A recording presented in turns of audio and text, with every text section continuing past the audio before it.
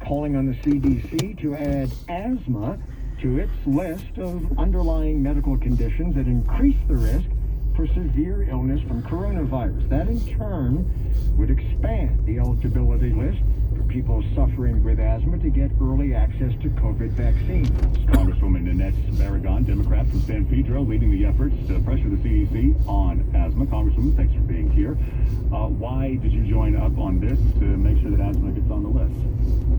Well, we know that COVID is a lung disease, and the science is showing that people with a pre-existing lung condition are more likely to get severely sick from COVID-19. So it makes sense that we would ask the Centers for Disease Control to add asthma to the list of underlying medical conditions that increase COVID risk and add people with asthma to priority lists for getting the vaccine. We also point out in the letter that those that are highly impacted by asthma are communities of color. And so if you are not including this group, and we're talking to moderate to severe asthma, then you're really leaving out people who are hardest hit.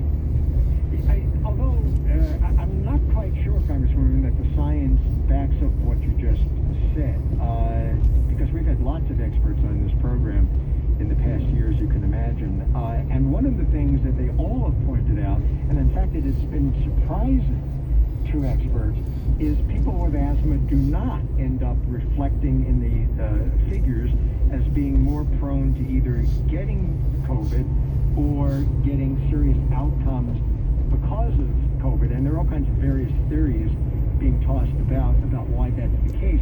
But if you look at almost any website, this country, UK, many others, they'll list as comorbidities lung disease, and then there's usually an asterisk that says excluding asthma. Well, if you take a look at the letter, one of the things that we cite is a nationwide study done by Harvard public health researchers. They found that the fine particulate matter, which causes respiratory illnesses like asthma, increases the risk of dying from COVID-19. And so we are asking the CDC to take a look at that research by Harvard, because we are hearing from doctors that the COVID attacks your respiratory system. And so if you are being short of breath, if you have an asthma attack, for us, we looked at the science, we looked at this report, and there are, by the way, a number of other states that have recognized and acknowledged that moderate to severe asthma is a significant risk and have prioritized asthma patients for vaccination access. We're talking about states like Delaware, Massachusetts, New Mexico, and New York. And so we want to make sure that we are applying this standard nationally and looking at the Harvard medical study that was put out. We know that disproportionate rates of asthma occur in communities of color. We know that there needs to be more uptake in getting the vaccines to those groups. Could this be a roundabout way of doing that? And if that's the case, is that an okay way to do it? Well, this is not a roundabout way. Again, we're looking at the Harvard study, and we're looking at what other states have done because of the connection to respiratory illnesses. But look, there is no doubt that we have African Americans and Latinos being hit harder by COVID, dying at higher rates, and they're not having equal access to the vaccine. We know that it's in the data. We hear about it all the time, which is why it's important that we are looking at who is hit hardest, who is being impacted, and making sure the vaccines are going into the right arms. And so the hope here is if you open it up to those that have moderate to severe asthma symptoms, like they have in some other states, based on this Harvard study, that we will be able to get the vaccine to this community of color. Well, I mean, no one, I think, is or should argue against people in communities of color getting their fair share of vaccine, and maybe then some, because you're quite right. The figures do show they have been disproportionately impacted. And the equity isn't there. I mean, we have the charts. You can see it. Neighborhoods predominantly wealthy and white are getting more vaccines. Right, exactly. So nobody can dispute that. I think the only question is the science that you're quoting for doing this is highly suspect, Congresswoman, because, I mean, for example, can you cite a study, and I know you're citing the Harvard study about fine particulate matter, but can you cite a study that says specifically that having asthma is an increased risk for acquiring and or having a worse outcome from COVID? Well, if you take a look at the letter, we have cited several things, including New York Times articles, the asthma and allergy Times article, can you cite a study? Because in your letter, you're citing a Harvard study, but the Harvard study you're citing doesn't specifically say that asthma is a comorbidity for COVID. It doesn't say that by your own admission. So what I'm asking you is, can you cite a study? And if so, great. Can you cite a study that says that people who have asthma are A, more likely to acquire COVID-19, and B, if they do, are more likely to have a serious outcome, i.e. hospitalization and or death? Well, my understanding by talking to people in the medical field and a number of citations throughout the letter that we have from different foundations, the Lung Association, is because the COVID-19 is a respiratory illness and it attacks your lungs. And asthma is a lung, it impacts your lungs, is that our understanding is that there is a direct tie. And again, there are states that have relied upon this information to prioritize moderate to severe asthma patients as being significant, having a significant risk. And that's why we're asking for the priority.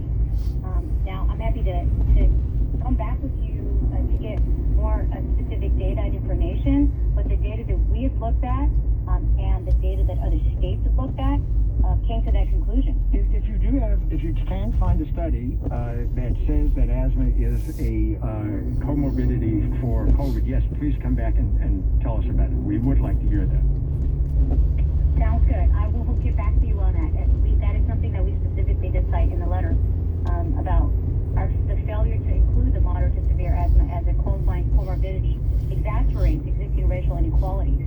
So for us, by not including that, you are having a bigger racial inequality and access to the vaccine. Congresswoman Nanette Barragan, Democrat from San Pedro. Congresswoman, thanks. More in depth to come. Another half hour on the way. 155, brought to you by Exergen Traffic. Here's Tom Trent. We got some slowing along the 57 going northbound, heading out towards the Diamond Bar area. The 60 east also slows. Remnants of the slick roads because of the heavy rains we've had. That East 60 slows back to your Hacienda Boulevard all the way over towards Grand, northbound side of the 57. Also backs up at Diamond Bar Boulevard. Let's check in with Scott Burt. He's taking a look at that cigarette on the Gold State Freeway, the Southern California Toyota dealers 5 jam cam. Yeah, this is pretty much as bad as it gets here. Northbound side of the 5, between the 110 and Stadium Way, only the left lane is open here with a really bad big rig crash. So jammed, horrible drive here northbound through the East LA interchange, starting just about Indiana. If you can pick up that 101 northbound, which is tough to get downtown, it's certainly better than the 5. You can also try the north 710 to the west 10 onto the 101. The southbound side of the 5, all lanes open, but expect a backup there at about Butterville. It's really leaving Los Feliz Boulevard, working your way down toward the 110. We have some problems on the 210 at Irwindale with Brian. New problem now. 2 small trucks got into it just past Irwindale Avenue. Looks like we may have some sort of fuel spill at your carpool. At times, left lane's blocked here, and things are jammed up to the 605. Even before that, our 210 still heavy from about Santa Anita Avenue as you make your way out to the crash. Denise. Get a $5 rebate by trading up any non-contact thermometer toward an Exergen purchased at any retailer. Accuracy matters when checking for fever and keeping your family safe. Unlike non-contact thermometers, Exergen accuracy is backed by more than 80 published clinical studies. Visit Exergen.com. Your next report, 205. More traffic reports more often. Tom Trent, KNX 1070 News Radio. Different ways to listen. The radio.com app. You can stream us right to your phone. You can take us back a few minutes if you missed any of the interview. Just use the rewind feature if you're listening on radio.com. At home, the smart speaker, just tell it to play KNX 1070 or listen from the website, KNX1070.com. More news at the top of the hour. More in depth past 2 o'clock, 157. Does someone in your family have asthma or allergy problems? Have you put off insulating your house due to this? RBH Insulation is now one of a few Southern California contractors to be using the Owens Corning Pure Safety High Performance Insulation. Pure Safety is the first insulation to be approved by the Asthma and Allergy Friendly Certification Program. Not only is it up to 65% less dusty, Pure Safety reduces noise up to 50%. If you are remodeling, building, or thinking about insulating your existing house, give us a call. We can set up an appointment and either do our best to give you a price over the phone, you can email plans to Brandon at rbhinsulation.com, or we can come out and meet you at your job site. For all of your installation needs, give us a call at 800-497-4724. That's 800-497-4RBH. Or go to our website at rbhinstallation.com. I'm Valley Moore from RBH Installation, looking forward to working with you. Attention! Important consumer information regarding teeth implant in one day. Always ask if implants are USA made and FDA approved.